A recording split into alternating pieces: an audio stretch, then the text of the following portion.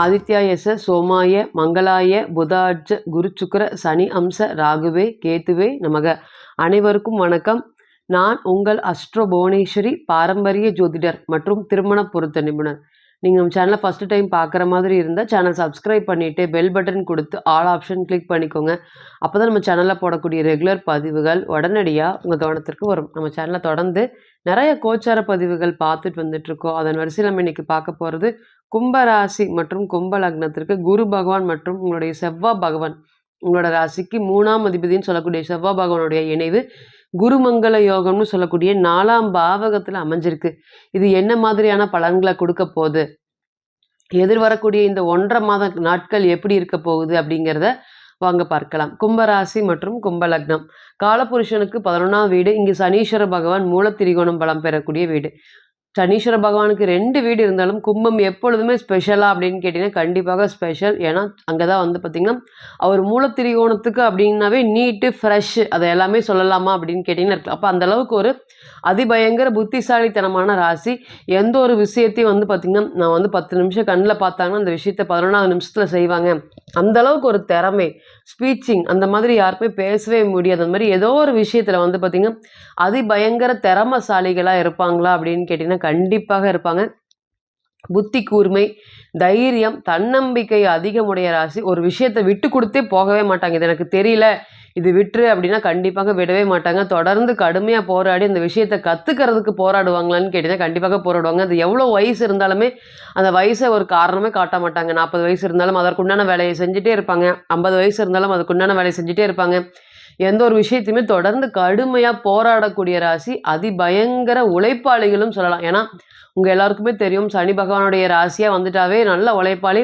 வீட்டில் வந்து பார்த்திங்கன்னா வீட்டில் இருக்கக்கூடிய பெண்களாகட்டும் கொஞ்ச நேரம் கூட தூங்கவே மாட்டாங்க. ஏதாவது ஒரு விஷயத்த செஞ்சுட்டே இருப்பாங்க. அதுவுமே கும்பத்தை பொறுத்தவரை இந்த துணி வந்து பார்த்திங்கன்னா துவைக்காமல் இருக்கிறது, ஒரு 2 நாள் துணி வந்து பார்த்திங்கன்னா சேர்ந்தாவே பிடிக்காது அப்படின்னு கேட்டிங்கன்னா வீட்டில் ஏதாவது ஒரு பொருள் மாற்றிட்டு ஒரு இடத்த மாற்றிட்டு அதனால் வீட்டை தொடச்சிட்டு எப்படியாவது பண்ணிகிட்டே இருப்பாங்களா. வேலைகள் செஞ்சு கொண்டே இருக்கக்கூடிய ராசியா அப்படின்னு கேட்டிங்கன்னா ராசி.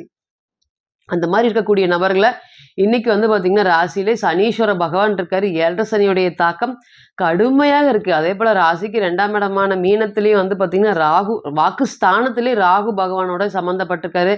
ரொம்ப மன போராட்டங்களும் குழப்பங்களும் அதிகம் போயிட்டுருக்கா அப்படின்னு கேட்டிங்கன்னா கண்டிப்பாக போயிட்டுருக்கு. இதுக்கெல்லாம் ஒரு விடிவு காலமே இல்லையா அப்படிங்கிற அளவுக்கு தான் உங்களுக்கு வந்து மன உளைச்சல்கள் கொடுக்குதா அப்படின்னு கேட்டிங்கன்னா கண்டிப்பாக கொடுக்குது. என்னைக்கோ நடந்த பிரச்சனைகளுக்கு இன்றைக்கி வந்து பார்த்திங்கன்னா ஒரு பெரிய ஒரு போராட்டமாகும். அதனால் பெரிய மன உளைச்சல்களும் பண செலவுகளும் அதிகமாகுமா அப்படின்னு கேட்டிங்கன்னா ஆகும். துளியும் அதுக்கு வந்து நீங்கள் சம்மந்தப்பட்டிருக்கவே மாட்டீங்க.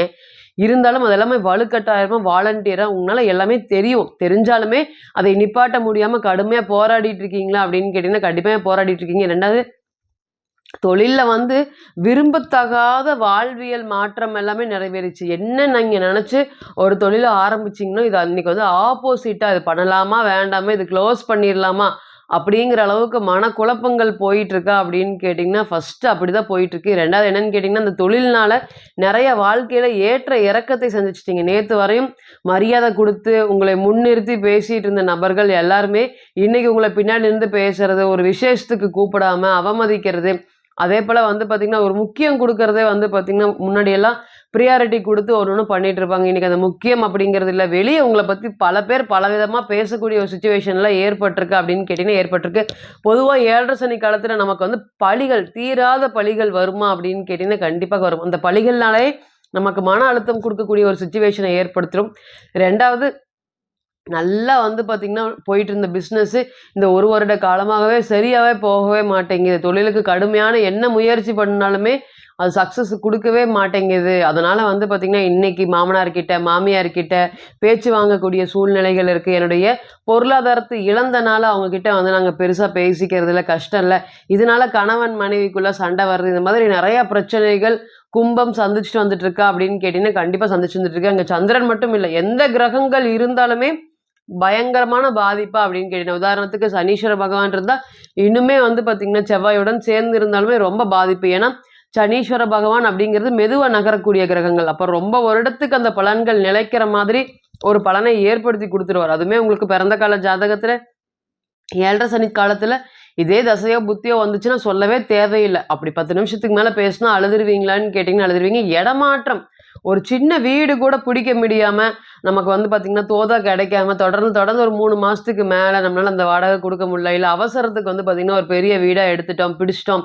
அடுத்தது வந்து அந்த வீட்ல போய் இருக்க முடியாம பிரச்சனைகள், இந்த மாரி எல்லா பக்கமும் நெறைய இடமாற்றத்தை குடுத்து, நமக்கு வாழ்க்கையில வந்து பார்த்தீங்கன்னா, கஷ்டமே தீராதா அப்படிங்கிற அளவுக்கு ஒரு சூழ்நிலையை கொண்டு வந்து குடுத்துருவாரு. இது எல்லாமே இந்த 7 சனி காலத்துல நீங்க வந்து கடுமையான தொந்தரவுகள சந்திச்சுட்டு இருக்கீங்க. இனி வரக்கூடிய காலங்கள் எல்லாமே இருந்தாலுமே ராசியாதிபதி ராசியில இருக்காரு. அப்ப அது என்ன மன திருப்தி.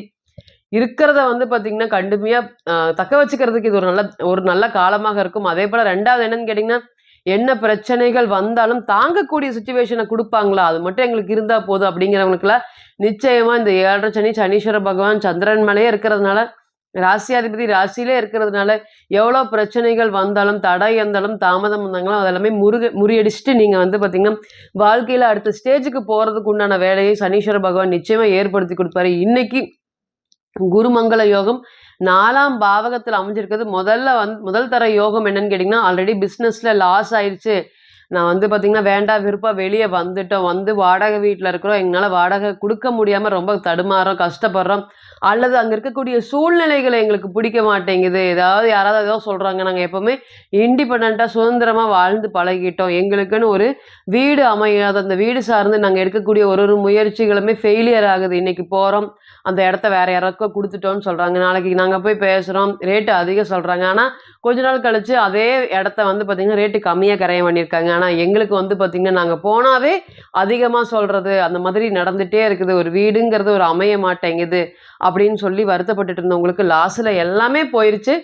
கொஞ்சம் பணம் இருக்கு. அதுக்கு ஏத்த மாதிரி நாங்க வீடு வாங்கிக்கலான்ட்டு இருக்கோம் அப்படின்னு நினைக்கக்கூடிய நபர்கள் அனைவருக்குமே, இந்த கோச்சார காலங்கள் உங்களுக்கு இடம் சம்மந்தப்பட்ட, வீடு சம்மந்தப்பட்ட முயற்சிகள் மேற்கொள்வதற்கு ஒரு நல்ல நேரமாக இருக்குமா அப்படின்னு கேட்டீங்கன்னா, கண்டிப்பாக இருக்கும்.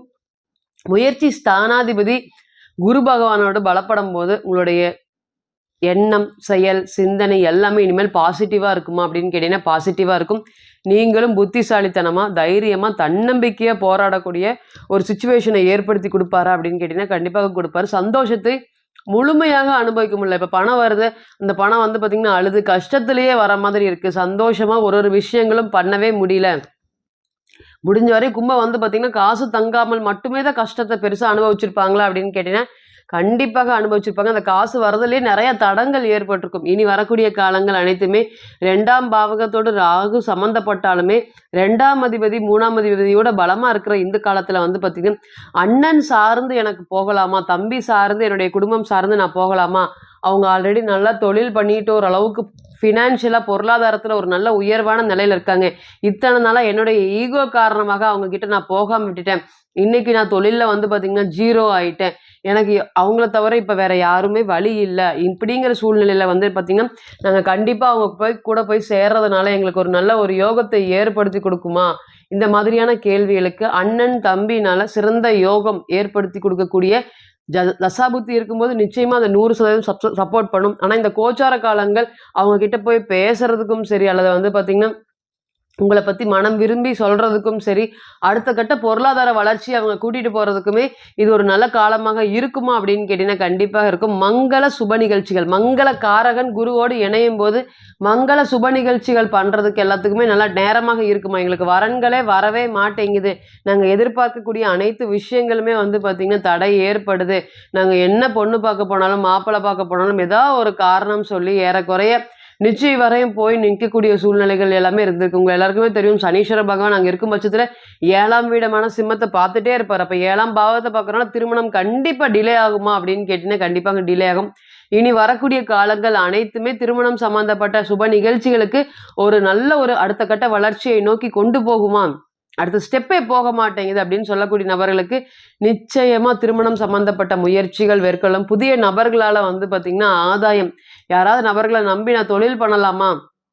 நெறைய வாழ்க்கையில ஏமாந்துட்டேன். இனி வரக்கூடிய காலங்களும் நான் வந்து ஏமாற தயாரா இல்லை. நல்லா வந்து பார்த்தீங்கன்னா, வரக்கூடிய நபர்கள் எனக்கு தெரிஞ்ச நபர்கள் தான். ரொம்ப வருடமாக பழக்கமா இருக்கக்கூடிய நபர்கள். அவங்க கூட சேர்ந்து தொழில் பண்ணலாமா? இந்த மாதிரியான கேள்விகளுக்கு நிச்சயமா நீங்க கூட்டு தொழில் சார்ந்த விஷயத்துல எடுக்கக்கூடிய முயற்சிகள் அனைத்துமே ஒரு பெரிய வெற்றியை ஏற்படுத்தி குடுக்கும். அதேபோல குடும்பத்திற்காக அர்ப்பணிச்ச உங்களுக்கு இன்னைக்கு ஊர விட்டுட்டு வெளிய போகலாமா? போய் வாழ்ந்துடலாமா அப்படிங்கிற மாதிரியான ஒரு கேள்விகள் எல்லாமே போயிட்டு இருக்கா அப்படின்னு கேட்டீங்கன்னா கண்டிப்பாக போயிட்டு இருக்கு. நிச்சயமா வெளியூர் வெளி மாநிலம் போய் செட்டில் ஆகக்கூடிய ஒரு யோகத்தை இந்த குருமங்கள யோகம் ஏற்படுத்தி கொடுக்குமா அப்படின்னு கேட்டீங்கன்னா கண்டிப்பாக ஏற்படுத்தி கொடுக்கும். இப்போ நீங்க கேட்டு சுத்திட்டு இருந்த அனைத்துமே வந்து பார்த்தீங்கன்னா கோச்சார பலன்கள் தான். 40லிருந்து 60% மட்டுமே பொருந்தும். தனிப்பட்ட ஜாதகத்தை நம்ம எடுத்து தசாபுத்தி நடப்பு அந்தரம் கணிக்கும்போது கிரகம் பெற்ற பலம் பலவீனம் அடிப்படையில் பலன்கள் கூடவோ குறையவோ செய்யும் அப்படிங்கிறதுல ஒரு பொது மாற்றம் இல்லைங்க. தனிப்பட்ட ஜாதகத்தை நீங்கள் ஆலோசனை பண்ண விருப்பப்பட்டா கீழே இருக்கக்கூடிய நம்பருக்கு கான்டாக்ட் பண்ணுங்க. நான் வணங்கக்கூடிய நரசிம்மர் உங்கள் எல்லோருக்குமே நல்ல வளமான வாழ்க்கையை ஏற்படுத்தி தர நான் நிச்சயமாக பிரார்த்தனை பண்ணிக்கிறேன். மீண்டும் ஒரு பதிவில் உங்களை எல்லாம் சந்திக்கும் வரை உங்களிடமிருந்து விடை பெறுவது உங்கள் அஸ்ட்ரோ புவனேஸ்வரி. நன்றி, வணக்கம்.